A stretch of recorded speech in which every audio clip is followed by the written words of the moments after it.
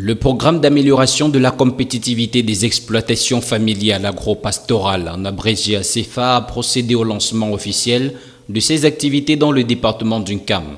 La cérémonie de signature de convention entre le Minader, le Minepia et les groupements de producteurs a eu lieu à la délégation du Minader pour le littoral. À cette occasion, les conseillers du Minader du programme ACFA dans le département d'Uncam ont reçu au total 37 motos tout-terrain.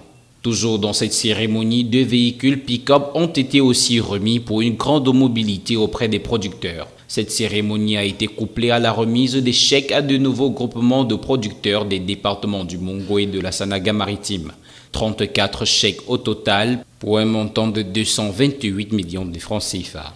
Il faut noter que le programme ACFA bénéficie des fonds C2D du secteur rural pour le développement des exploitations familiales agro-pastorales à travers l'amélioration de leur gestion technico-économique. Ce programme est financé par l'Agence française de développement.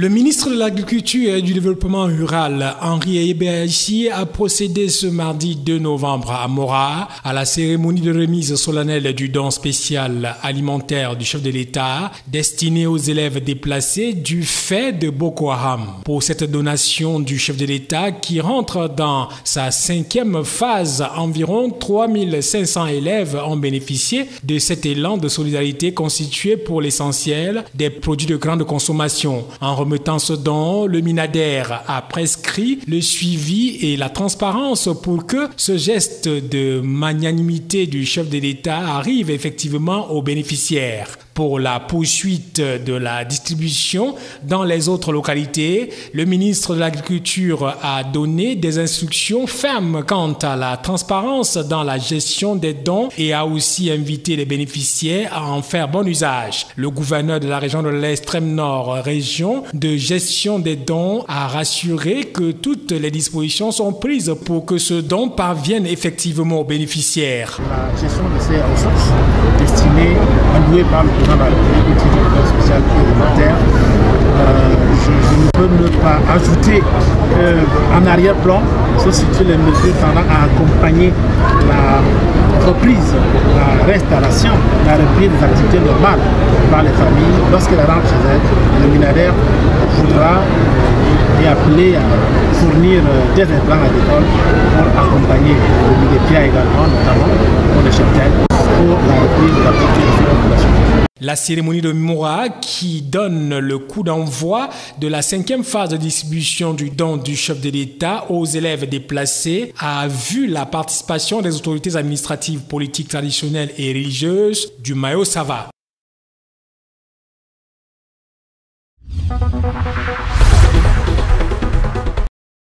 Le ministre de l'Élevage, des Pêches et des Industries animales, Dr Taïga, a reçu en audience le mardi 1er novembre 2016 dans la salle des conférences de son département ministériel, l'ambassadeur de la République française accrédité à Yaoundé, Gilles Thibault. L'état de coopération entre le Cameroun et la France dans les volets liés au développement de l'élevage et des pêches était au menu des échanges entre le ministre Taïga et son hôte.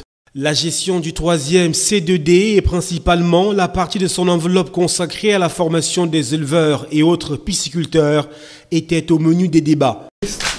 Pour évoquer le secteur dont il s'occupe, qui est le secteur principal du Cameroun. Les populations qui vivent de l'élevage et de la pêche sont extrêmement nombreuses. Il y en a dans toutes les provinces et c'est une activité d'avenir pour le Cameroun.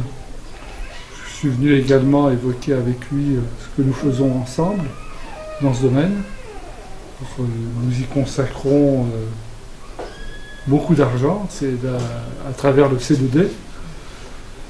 Pratiquement 60% des montants du 2e C2D ont été consacrés aux domaines ruraux et notamment à l'élevage.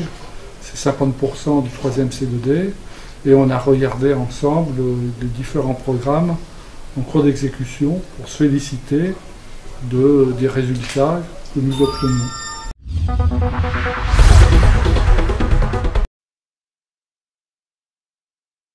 La République populaire de Chine a remis le 31 octobre 2016 à Yaoundé un chèque de 18 millions de francs CFA au ministre de la Santé publique pour la prise en charge des blessés de l'accident ferroviaire des Zeka. Un geste de compassion manifesté par l'entremise de l'ambassadeur Wei Wenwuya à l'endroit du Cameroun attristé par l'accident ferroviaire tragique des Zeka survenu le 21 octobre dernier et qui ne cesse de faire couler beaucoup d'eau sous les ponts. En réponse, le ministre André Mamafouda a exprimé les remerciements du gouvernement camerounais à l'endroit de la Chine, partenaire traditionnel et pays ami du Cameroun. S'agissant de la double cérémonie, l'ambassadeur Wei Wenwuya a eu à dresser le bilan des activités menées durant 2 ans et qui se traduit par des actes médicaux remarquables enregistrés. S'adressant aux membres de la 17e mission médicale chinoise arrivée en fin de séjour, André Mamafouda a témoigné sa gratitude à toute cette équipe pour son dynamisme et son engagement dans l'accomplissement de sa lourde mission. À travers les attestations de travail qu'ils ont reçues, le ministre de la Santé publique manifestait ainsi la reconnaissance du gouvernement camerounais pour le travail accompli. Aussi, a-t-il recommandé aux responsables et personnels des formations sanitaires abritant l'assistance technique chinoise d'apporter à la 18e mission nouvellement arrivée au Cameroun tout le soutien nécessaire pour l'accomplissement de leur mission. Enfin, le diplomate chinois s'est dit satisfait des prestations de ses compatriotes. Je pense qu'aujourd'hui, pour les médecins chinois de la 17e mission et 18e mission chinoise au Cameroun, ils sont très contents. C'est une journée très importante. Dans quelques jours, les médecins de la 17e mission vont partir, ils vont quitter le Cameroun. Depuis 2 ans, ils ont beaucoup travaillé avec les collègues camerounais. Il faut dire que la coopération entre la Chine et le Cameroun dans le secteur de la santé est aujourd'hui vieille de plus de 40 ans. Une coopération qui se consolide au fil du temps et qui ne se limite pas à l'assistance médicale chinoise. Elle est étendue à plusieurs domaines.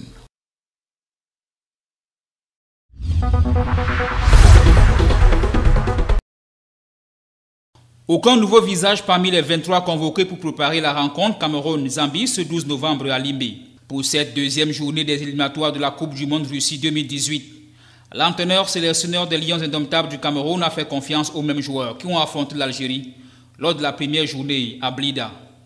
Seul Adolphe Teke, de retour de blessure, a été greffé à cette nouvelle liste de ce mercredi. Mais le joueur de Sochaux en France n'est pas à sa première convocation en sélection. Pour le reste du groupe, l'encadrement technique a convoqué 3 gagnants de but. Fabrice Ondoa, André Onana et Guy Roland Diasembi. La défense est le compartiment qui a le plus de joueurs, soit au total 9, et l'attaque qui couvre près de 8 joueurs.